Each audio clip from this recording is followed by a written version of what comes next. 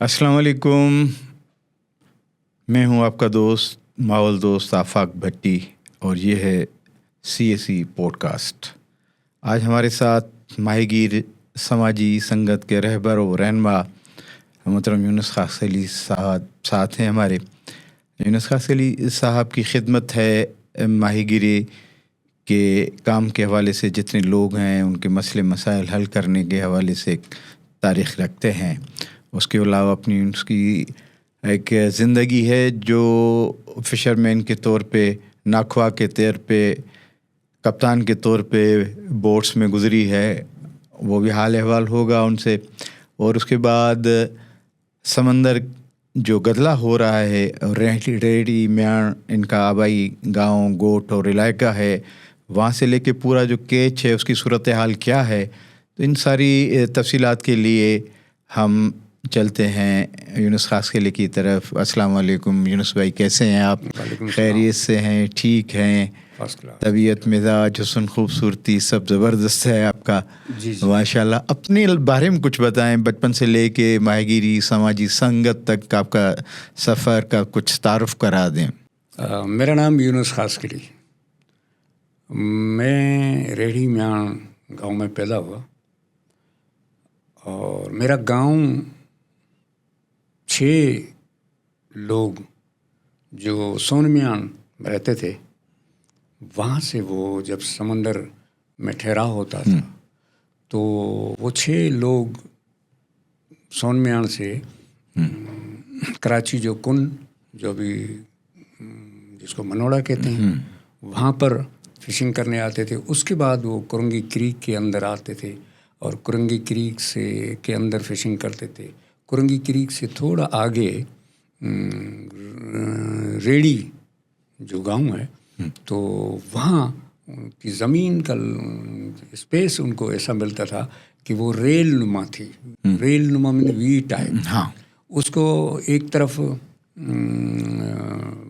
پانی ہے، دوسری طرف دریائے سندھ جو پہلی مرتبہ سمندر سے ملنے والا راستہ جو ہے، کریک جو ہے، وہ اس کی شیپ اس طرح وی ٹائپ پہ، تو وی ٹائپ مینس ریل والی جگہ ان کو ملی کہ یہاں ہم اپنی کشتی بھی آرام سے رکھ سکتے ہیں، پانی اترتا بھی سلو رفتار میں ہے، چڑھتا بھی سلو رفتار میں ہے، تو وہ وہیں شکار کرتے تھے اور اپنی کشتی کو بھی وہاں رکھتے تھے۔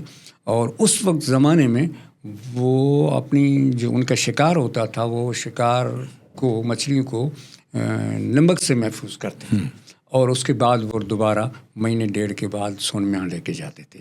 تو وہ 5 لوگ جو تھے وہ یہاں جب شکار کرنے آتے تھے تو ان کا آنے جانے میں 2-3 ان کو دن لگ جاتے تھے، پر انہوں نے ایک دفعہ فیصلہ کر لیا کہ ہم بجائے اس کے کہ وہاں جائیں، اب ہم یہیں رہیں گے۔ ان کا جو کاروباری مرکز تھا سون میاں، تو وہاں جو ان سے مچھلی خریدنے والے تھے، ان کو انہوں نے ریکویسٹ کی کہ ہم وہیں رہیں گے، آپ وہاں سے آگے ہماری مچھلی لے جایا کریں۔ تو وہ جو ان کا کاروباری دوست تھا جو ان سے مچھلیاں خریدتا تھا، وہ میرے دادا کے پردادا کے دادا تھے، جس کا نام تھا خیرو۔ تو وہ 5 لوگ جو آئے تھے، موسیٰ، قاسم، پنجو، ورو، سیارو، سیار۔ اچھا، یہ سون میاں جو ابھی وندر کے طرف ہم جاتے ہیں ساحل، اس والے سون میاں کی بات کر رہے ہیں؟ جی بالکل، اسی والے سون میاں کی بات۔ وہ اتنا زیادہ دور نہیں ہے، یہاں سے 70 کلومیٹر پہ ہے وندر اور 14 کلومیٹر پہ اندر ہمیں جانا ہوتا ہے۔ میں دیکھ کے آیا ہوں، تو یہ وہی جگہ ہے، سون میاں ہم بولتے ہیں، اب میاں ایک ہی بات ہے۔ تو ہاں جی، وہ 5 لوگ آ کے وہ 5 لوگ بستی بس آئے۔ تو چھٹا جو ان کے ساتھ جو ان کی مچھلی خریدتا تھا، وہ ہمارا جو بڑا تھا وہ تھا۔ تو یہ 6 لوگوں نے آ کے ریڑھی میاں ان کو بسایا، تو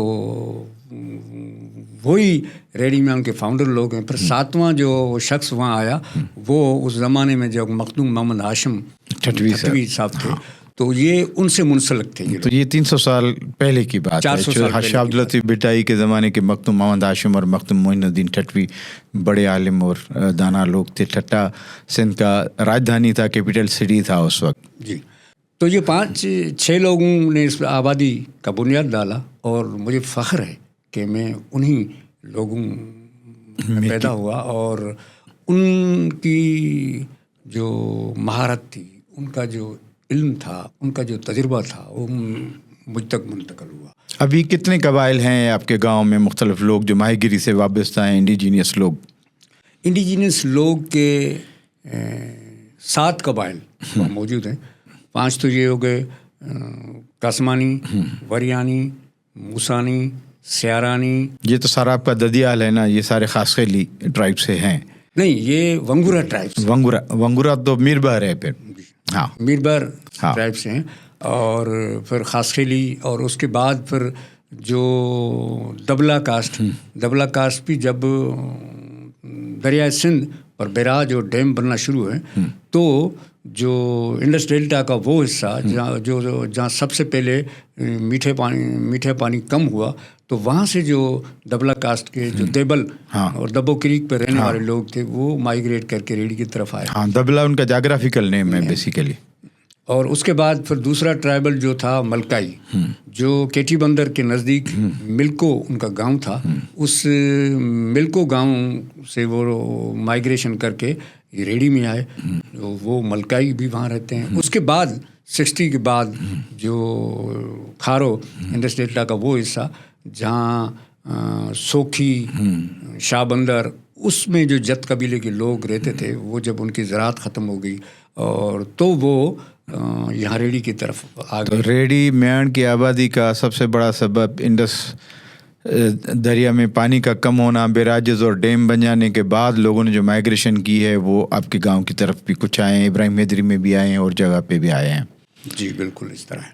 تو اب ریڈی میان ایک بہت خوبصورت گاؤں کی شکل اختیار کر گیا اور وہاں میری پیدائش ہوئی۔ اس کے بعد وہیں مطلب اس وقت بھی جب ہم چھوٹے تھے تو وہاں ایک پرائمری مکتب کا وجود ہوتا تھا۔ مکتب کے اندر مذہبی تعلیم کے ساتھ، انگریز آنے سے پہلے مکتب کہا کرتے تھے، اسکول بعد میں آیا ہے، خطاب۔ ہاں، تو میری جو داخلہ ہوئی وہ سلیمان ملا، اس کو وہاں سلو ملوں کہتے تھے، تو مجھے کتاب میرے ہاتھ میں انہوں نے دی۔ اس کے بعد پھر وہاں ایک پرائمری اسکول تھا، اس میں داخلہ لی، تو 3 کلاس تک میں وہاں پڑھا۔ اس کے بعد میرے دادا حاجی خمیسو نے مجھے مزید تعلیم کے لیے، اچھی تعلیم کے لیے، وہاں سے انہوں نے پھر مجھے میمن گوٹ کے اسکول، اسلامیہ اسکول نمبر 2 ہاشم خاصقلی گوٹ ہے، وہاں مجھے انہوں نے داخل کیا۔ تو میں 3 کلاس سے لے کر کالج تک میں وہاں ہی رہا اور سال میں 3 دفعہ یا 4 دفعہ اپنے گاؤں آتا تھا۔ اور جیسے میں نے تعلیم مکمل کی تو مجھے کسی ادارے میں آفیسر کی جاب آفر ہوئی۔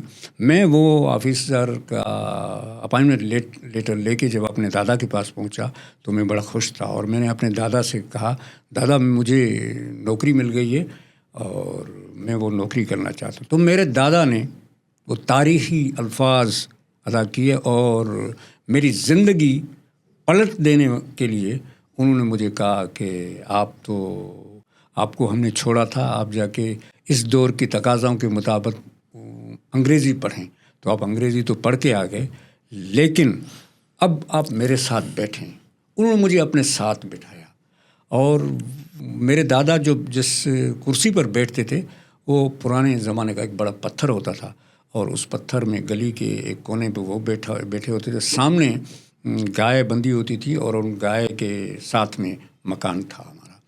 تو دادا نے مجھے اپنے ساتھ بٹھایا اور انہوں نے مجھے کہا کہ آپ اپنی گردن کو نیچے رکھیں، اور میں نے آدھا گھنٹہ اپنی گردن کو نیچے رکھا۔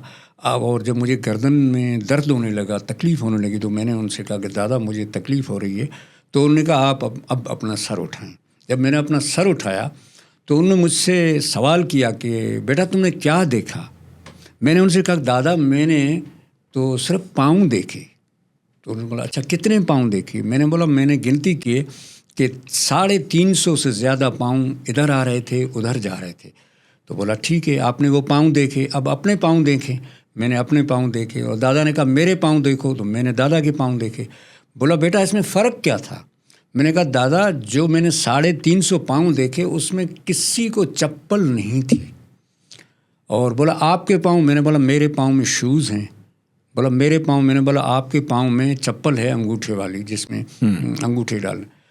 تو انہوں نے کہا بیٹا میں نے جو آپ کو پڑھایا ہے انگلش پڑھائیے, تو یہ اس لیے پڑھائیے کہ آپ اس فرق کو مٹا دو. یہ جو ننگے پاؤں والے لوگ ہیں ان کے لیے کام کرو. تم یہ جو آفیسر بننے کا لیٹر لے کے آئے ہو نا, اس سے مجھے بڑی تکلیف ہوئی ہے کہ اگر تم بھی آفیسر بن کر اس آبادی کو چھوڑ کے چلے جاؤ گے تو یہاں کام کون کرے گا, یہاں تبدیلی کون لائے گا, یا بہتری کون کرے گا. وہاں سے آپ کا خدمت کا جذبہ, وہاں سے میں نے خدمت کرنے کا سوچا. تو میرے دادا نے کہا کہ آپ ایسا کریں, آپ کہہ رہے ہو کہ میں گریجویٹ ہو گیا ہوں, لیکن میرے نظر میں ابھی تمہاری تعلیم رہتی ہے. میں نے بولا کیسی؟ بولا اب تم سمندر میں جاؤ, ماہی گیری کرو. جب وہ تعلیم حاصل کرو گے نا تو میں کہوں گا کہ اب تم سمجھدار ہو گئے, اب تم پڑھے لکھے ہو گئے, اب تم سمندر کی تعلیم میں تمہیں آ گئی ہے, پھر تم اپنے مرضی کے حساب سے ان لوگوں کے لیے کام کرنا. اس کے بعد میں لانچ میں گیا, ہوڑے میں گیا. میں نے 15 سال ماہی گیری کی. نہیں, یہ آپ کی ماہی گیر فلاحی تنظیم جو ہے سماجی اس کا بنیاد کب ڈالا آپ نے؟ وہ جب میں ماہی گیری سے واپس آیا. اچھا, یہ ٹھیک ہے. 15 سال ماہی گیری کی. تو جب میں اپنے گاؤں میں آیا تو میں نے گاؤں کے اندر جو تھوڑا بہت لکھنے پڑھنے والے لوگ تھے ان سے رابطہ کیا کہ آؤ ہم اپنے گاؤں کے اندر کام کریں. جیسے اس وقت بھی یہاں صرف پرائمری اسکول تھا, لوور سیکنڈری اسکول کا بنیاد پڑا تھا 62 میں, لیکن وہ اس وقت بھی لوور سیکنڈری اسکول تھا اور اس میں بچے نہ ہونے کے برابر تھے. پرائمری اسکول میں بچے جاتے تھے, لوور سیکنڈری تک جاتے جاتے ان بچوں کا 80% واپس ہو جاتا تھا. تو وہاں جتنے لوگ تھے ان سے جب میں نے کہا کہ بھائی ہم کام کریں اپنے لوگوں کے لیے, ایجوکیشن کے حوالے سے بہت ساری چیزیں ہیں, ان کی کمیاں ہیں, تو ان دوستوں نے کہا یار کیسے ہوگا یہ کام. پھر میں نے دیکھا کہ اس وقت چند لوگ ایسے تھے جو ریڈیو کے اوپر گانے سننے کے شوقین ہوا کرتے تھے, ان گانوں کی فرمائشیں لکھتے تھے. تو وہ جو آل انڈیا ریڈیو پاکستان پر اپنے فرمائش کے گانوں کے لیے خط لکھتے تھے, وہ خط لکھنے والے جتنے لوگ تھے ان سب کی کو ایک جگہ میں نے جمع کیا کہ آؤ ہم اپنے گاؤں کے لیے کام کرتے ہیں, اسکول تعلیم ان سب کے لیے کام. تو انہوں نے کہا ٹھیک ہے ہم کام کریں گے, لیکن ہوگا کیسے؟ میں نے بولا ایسا کرتے ہیں کہ آپ کو لکھنا پڑھنا آتا ہے, مجھے بھی لکھنا پڑھنا آتا ہے, تو ہم اپنے گاؤں کی دیواروں کے اوپر لکھتے ہیں کہ بچوں کو پڑھاؤ, عزت پاؤ. سندھی میں ہم نے نعرے لکھے کہ نیاڑین کے پڑھایو عزت پایو, علم نیاڑین جی جو زیور ہے. یہ جب بچیوں کی تعلیم کے لیے مخصوص خصوصی طور پہ آپ نے دیواروں پہ نعرے لکھے. جب دیواروں پر نعرے لکھے تو دوستوں سے جو میں نے اندازہ کیا تھا کہ ہم یہ نعرے لکھیں گے تو اس نعروں سے لوگوں تک میسج جائے گا. تو بہت سارے ساتھی جو تھے انہوں نے کہا نعرے تو لکھ رہے ہیں لیکن لوگ تو اتنا لکھنا پڑھنا نہیں جانتے, ان نعروں کو کیسے پڑھیں گے؟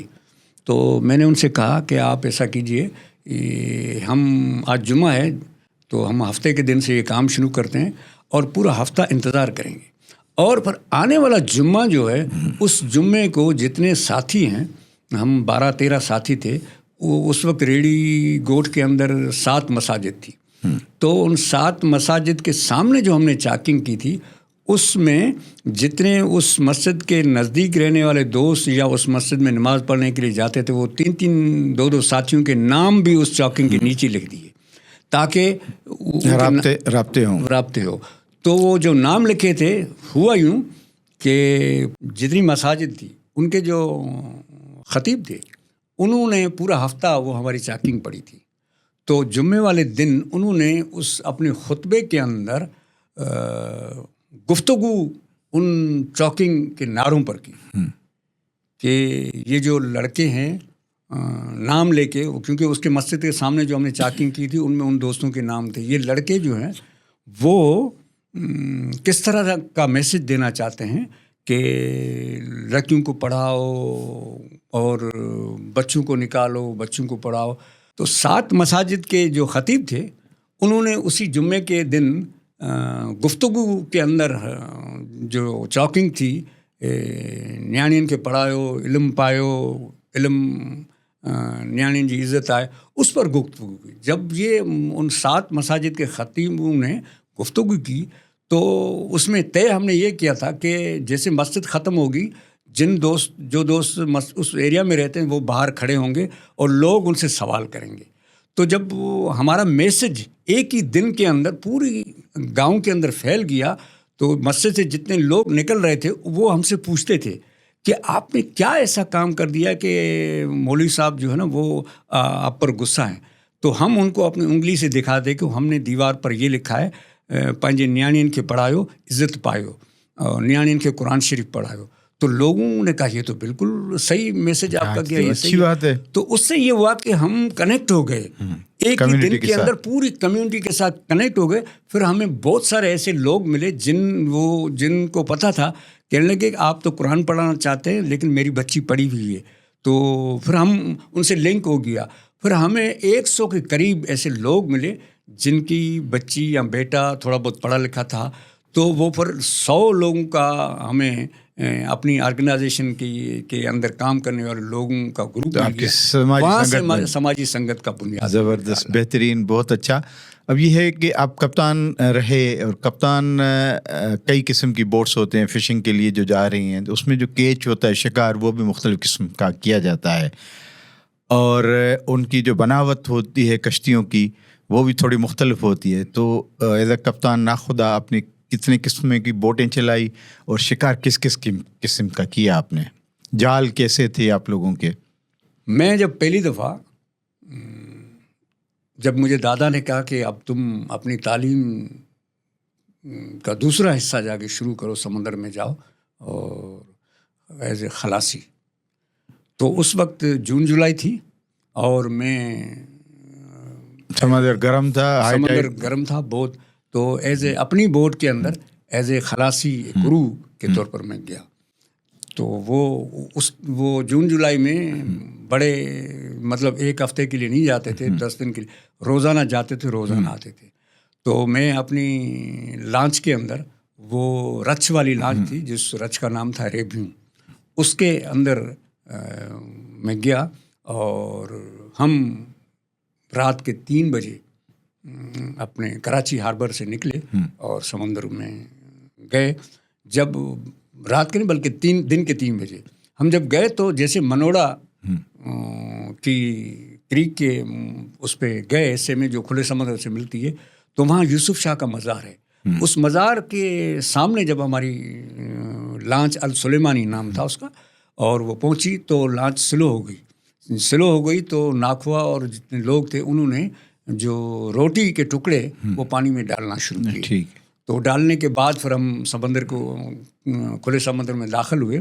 تو وہ جب میں نے سوال کیا اپنے سینئر سے، ناکھوا تھا جو سرنگ تھے، خلاص یہ روٹی کیوں ڈالیں؟ تو انہوں نے کہا یہ حضرت خضر خواجہ خضر کو یاد تازہ کرنے کے لیے ہم سمندر میں شکار کرنے سے پہلے یہ سمندری حیات کے لیے کچھ نہ کچھ چارہ ڈالتے ہیں تاکہ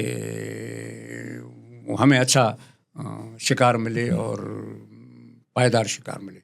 تو جب میں پہلی دفعہ گیا تو منوڑا کی نر اور جس کو کریک کہا جاتا ہے، اس سے جب کھلے سمندر میں جانا شروع ہوئے تو بڑی بڑی لہریں تھیں، بڑے ورم تھے، اور ان کے اندر یہ ہوتا کہ جب آپ پہلی دفعہ جاتے ہیں تو آپ سی سکنس ہو جاتی ہے، الٹیاں آتی ہیں، آپ کے جو نظام ہضم جو ہوتا ہے، معدہ جو ہوتا ہے، وہ بڑے بڑے اب 40-50 فٹ بڑا کی لہر جو ہے وہ جا کے اوپر جاتی ہے، پھر کشتی اس کے اوپر نیچے آتی ہے، تو پیٹ کے اندر پیٹ باہر چلا جاتا تھا، اندر آ جاتا تھا، جس سے الٹی ہونا شروع ہوئی تھی. تو مجھے پہلی دفعہ 5 منٹ یا 10 منٹ کے بعد مجھے الٹی ہوئی. تو جو میرے سینئر تھے انہوں نے کہا آپ کشتی کے اوپر والے حصے پر ہیں اور الٹی آئے تو باہر الٹی کر دینا، کشتی کے اندر الٹی نہیں کرنا، یہ روایتوں کے خلاف ہے، یہ کشتی ہمارے روزی کا پیالہ ہے، اس میں کوئی بھی گند نہیں ہونا چاہیے۔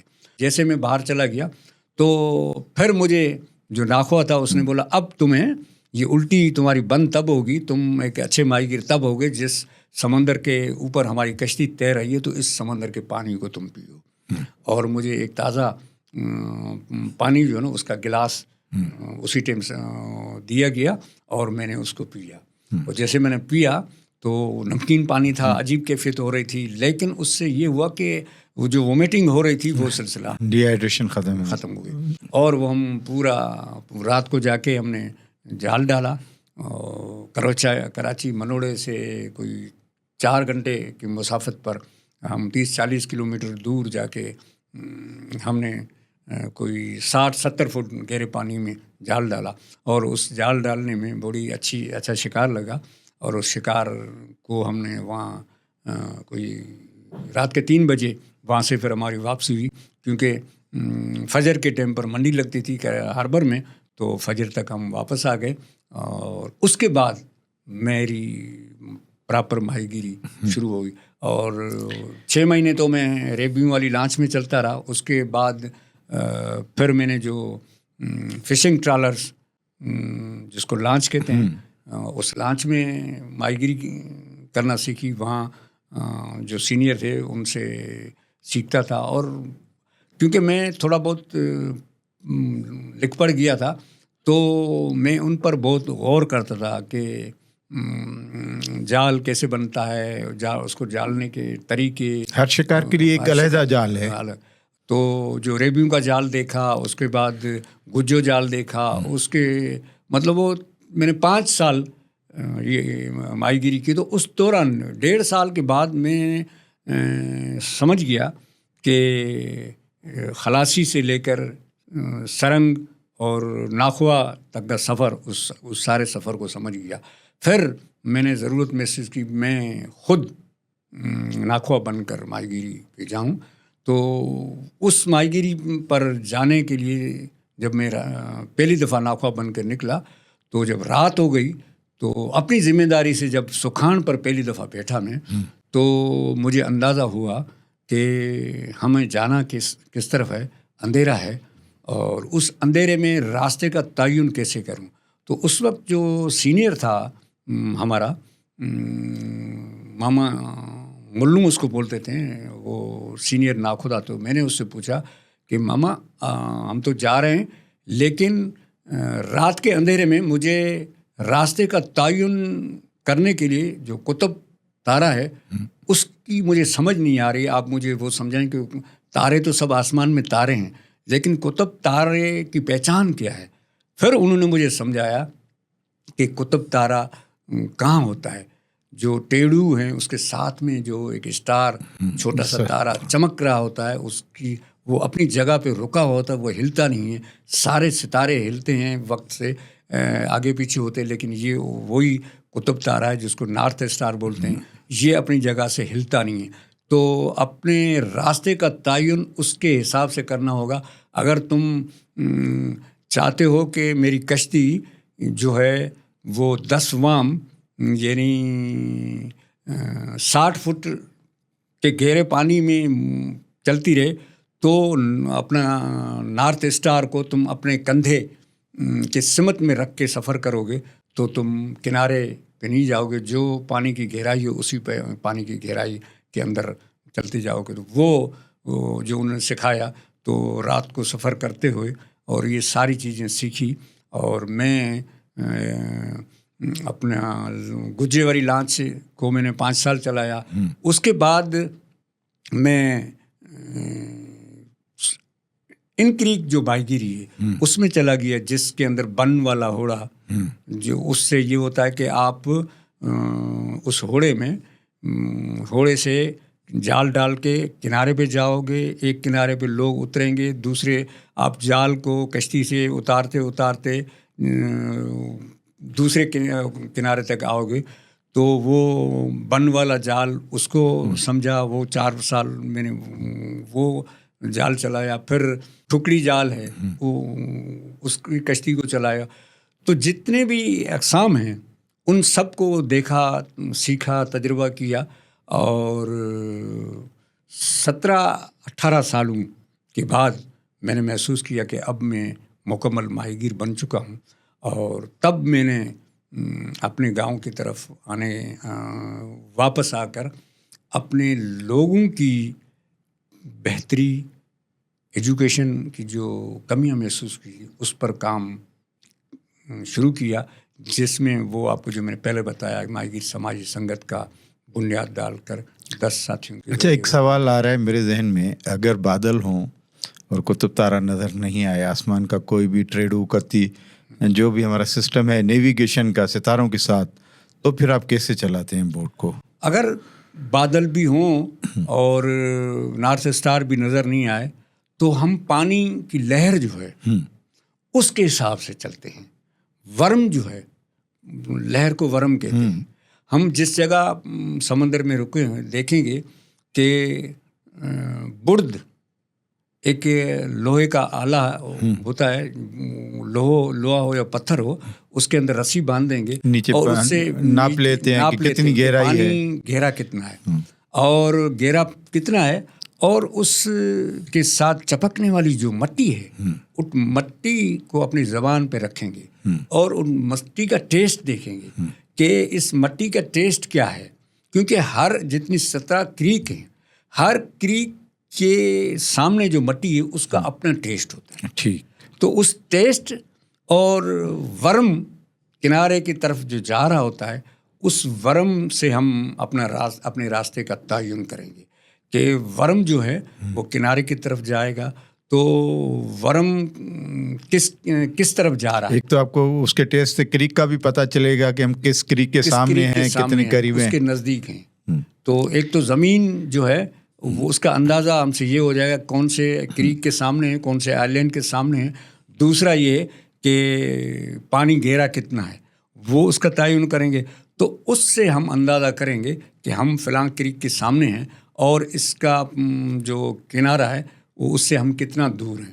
اس حساب سے ہم اپنے سفر کا تعین کریں گے اور اس مٹی سے اندازہ کریں گے کہ اس ایریا کے اندر پانی جو ہے اس کا بہاؤ کیسا ہوگا. دوسرا ایک تو یہ کریں گے. دوسرا ہمیں جو اس سے اندازہ کرنا پڑتا ہے کہ پانی کے اندر جو کرنٹ ہے وہ کس سمت سے آ رہا ہے، کہ وہ کرنٹ کس سمت سے آ رہا ہے. آیا یہ پانی اپنا مشرق سے آ رہا ہے یا مغرب کی طرف سے آ رہا ہے، یہ ساؤتھ سے آ رہا ہے، یا جس کو ہم اپنی ماہی گیری زبان میں یہ کہیں گے کہ یہ ساتاؤ کا پانی ہے یا کوس کا پانی ہے. تو وہ اچھا پانی ساتاؤ کا ہے لیکن اس پانی میں کرنٹ کتنا ہے، تیزی کتنی ہے. تو اس حساب سے ہم اپنے راستے اور سمت طے کریں گے اور اس سے یہ بھی طے کریں گے کہ جو آسمان میں بادل ہیں تو ان بادلوں کا جو ٹھہراؤ ہے، ان کا جو چلنے کی رفتار ہے وہ کیا ہمیں بتا رہی ہے کہ آنے والے 1 گھنٹے 2 گھنٹے یا 1 دن کے اندر بادل برسنے کا وقت ہے یا یہ بادل برسنے کا وقت نہیں ہے. اور پانی کے اندر جو کرنٹ ہے اس کرنٹ اور بادل اور پانی کی لہروں کا آپس میں جو کنیکشن ہے اس کا تعین کریں گے کہ یہ انوائرمنٹ جو بن رہی ہے، یہ جو ماحول یہاں جڑا ہوا ہے، تو یہ ہماری کشتی، ہمارے شکار پر کیا اس کے اثرات ہوں گے. تو ان سب چیزوں کا تجزیہ کرنے کے بعد ہم اپنے شکار کے لیے وقت اور راستہ طے کرنے. زبردست. ابھی اتنی خوبصورت جگہ جو ایک ریل کے شکل میں تھی، آپ کے آبا و اجداد وہاں پہ آ کے رکے. اب وہ بہت بڑا گاؤں اس شہر کا ایک بہت بڑا حصہ ہے. وہاں جو کریک ہے وہ جو آخری ٹائم میں نے دیکھا تھا بہت عرصہ پہلے، اس وقت بھی بہت گندا تھا. آج کل جو آپ کے ولی عہد ہیں شاہ میران صاحب، روز وہ دوسرے تیسرے دن ایک ویلاگ کرتے ہیں تو وہ دیکھنے سے لگتا ہے کہ بہت ہی گندا ہو چکا ہے. شکار بہت پیچھے چلا گیا ہے. کریک کے اندر کوئی بھی شکار نہیں ہے، اور اگر ہم کریک سے دور جا کے شکار کرتے ہیں تو ایک تو ٹائم بھی ہمارا ویسٹ ہوتا ہے کسی بھی ماہی گیر کا، اور اس کے ڈیزل کا اور کھانے پینے کا خرچہ بھی زیادہ جاتا ہے. تو انوائرمنٹ کے حوالے سے یہ مینگروز، آپ کے کریکس، کیا حالات ہیں وہاں پہ؟ کیسے دیکھ رہے ہیں آپ سارے معاملات کو؟ دیکھیے، یہ ہے کہ جیسے ہم کراچی شہر کی بات کریں کہ اوورال جو انڈس ڈیلٹا ہے اس کی 3 کریک کراچی شہر سے جڑی ہوئی ہیں. 17 بڑی کریکس ہیں، ان میں سے جو کراچی شہر سے جڑی ہوئی 3 کریک ہیں، Manora crack, Korangi crack, فٹی crack, یہ کراچی شہر سے جڑی. اور کراچی شہر کے اندر 2.5 کروڑ کے لگ بھگ لوگ آباد ہیں. تو یہ 2.5 کروڑ لوگ جو روزانہ اپنی ضروریات کے لیے پانی استعمال کرتے ہیں، اس پانی کو کروڑوں نہیں بلکہ 1 ارب لیٹر کے قریب یہ پانی دوبارہ سمندر کی طرف چھوڑا جاتا ہے. تو یہ 1 ارب پانی، 1 ارب لیٹر جو پانی سمندر کی طرف چھوڑا جاتا ہے، یہ اتنا ہی پانی بلکہ اس سے زیادہ اس کی اتنا پانی ان کریکس میں پہلے بھی جاتا تھا، لیکن وہ پانی اپنے ساتھ ملیر ندی، لیاری ندی اور 3-4 اور ندیاں جو تھی وہ سارے سال کے اندر اتنا پانی یہ لاتی تھی. اس پانی کے اندر سلٹ، مٹی اور چھوٹے چھوٹے پتھر وہ آتے تھے. تو اس سے جو سمندری حیات کے لیے جو مینگروو فارسٹ ہے، وہ مینگروو فارسٹ سمندر اور میٹھے پانی کے ملنے سے جو پانی بنتا ہے، وہ پانی مینگروو کے جزائر اور اس درخت کے لیے بڑا کارآمد، اس کی گروتھ میں اور ان جزائر کو قائم رکھنے میں جو رول ادا کرتے تھے، وہ اب گزشتہ کوئی 40-45 سالوں سے وہ پانی آنا بند ہو گیا ہے. یہاں جو کراچی کے نزدیک جو 3 کریک ہیں، ان کے اندر بھی پانی آنا بند ہو گیا ہے، اور باقی جو کریکس ہیں جن کے اندر دریائے سندھ کا وہ پانی جو پورا سال بہتا تھا، اپنے ساتھ سلٹ لاتا تھا، جس سے یہ انڈس ڈیلٹا وجود میں آیا، تخلیق میں آیا، اور وہ بھی پانی اتنا نہیں آ رہا ہے. تو ہم ابھی جب بات کریں گے تو یہ 3 کریک جو کراچی شہر کے نزدیک ہے، جو کو کریکس کے بجائے اب اس کو ہم گٹر نالوں میں تبدیل کر چکے ہیں، یہ وہ کریک ہیں جو سمندری حیات کی بہت ہی قیمتی مچھلیاں، جن کی یہ نرسریاں ہیں. اس وقت دنیا کی مہنگی ترین مچھلی جو ہے سوا کی سب سے بڑی جو نرسری ہے وہ منوڑا تھی، اور اپنا کرنگی کریک، اور اس کے بعد فٹی کریک. یہ سوا، پاپلیٹ، جھینگا، لابسٹر اور لاکھوں دوسری سمندری حیات کی نرسریاں تھیں. تو ان نرسریوں کو جب گٹر کے پانی میں تبدیل کر دیا گیا ہے، تو جو سمندری حیات زندگی یہاں تھی وہ یہاں سے منتقل ہو گئی ہے. منوڑا کریک سے کھلے سمندر کی طرف کم از کم 4 کلومیٹر تک کا جو ایریا ہے، وہ جو نچلی تہ ہے سمندر کی، اس کے اندر پلاسٹک کے تھیلیاں اور کچرا، اس کی تہ جم گئی ہے.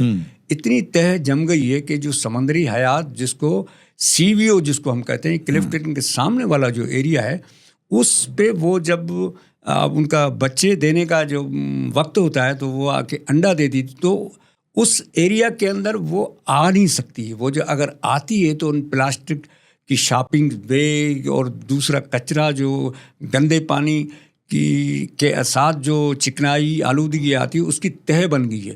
تو وہ سمندری زندگی جب وہاں آتی ہے تو اس پانی کے اندر آکسیجن بھی نہیں ہوتی، تو وہاں انڈا نہیں دے پاتی ہے، تو وہ اور آگے چلی جاتی ہے.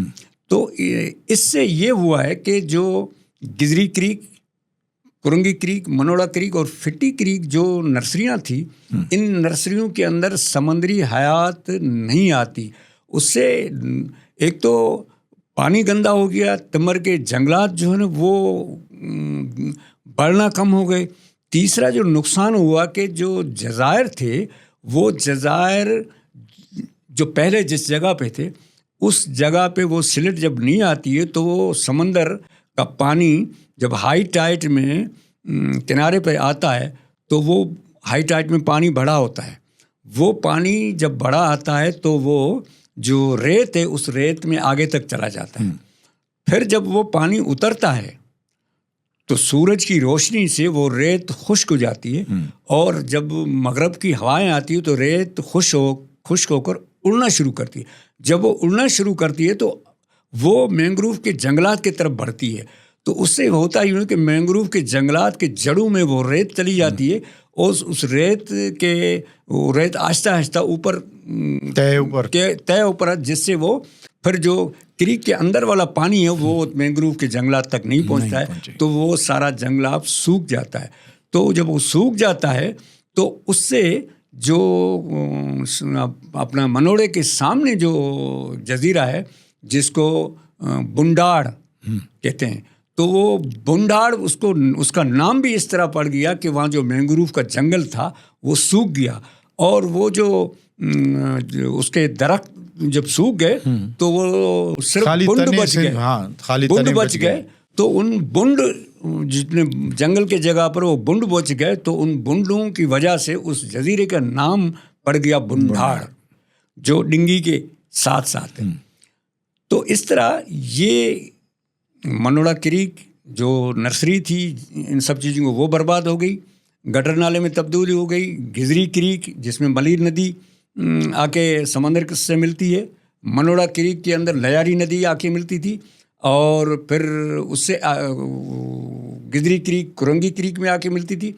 اس طرح ریڑی، واگوں ڈر، لٹ بستی، شاہسن، یہ جا کے گاروں تک کے جتنی بھی باغیر آبادیاں ہیں اس کے اندر قدرتی جو ندیاں نالے آ کے اس میں ملتے تھے وہ سب کے سب اس وقت بڑے گٹر نالوں میں تبدیل ہو گئے.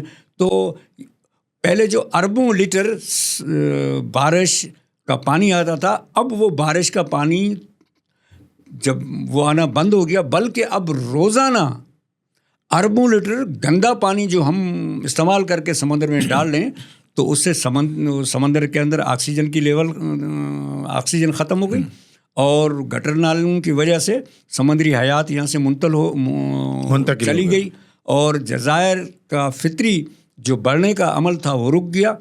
سمندر کا پانی ان کو کاٹنے لگ گیا، جس سے مینگروو کے جزائر کم ہونا شروع ہو گئے.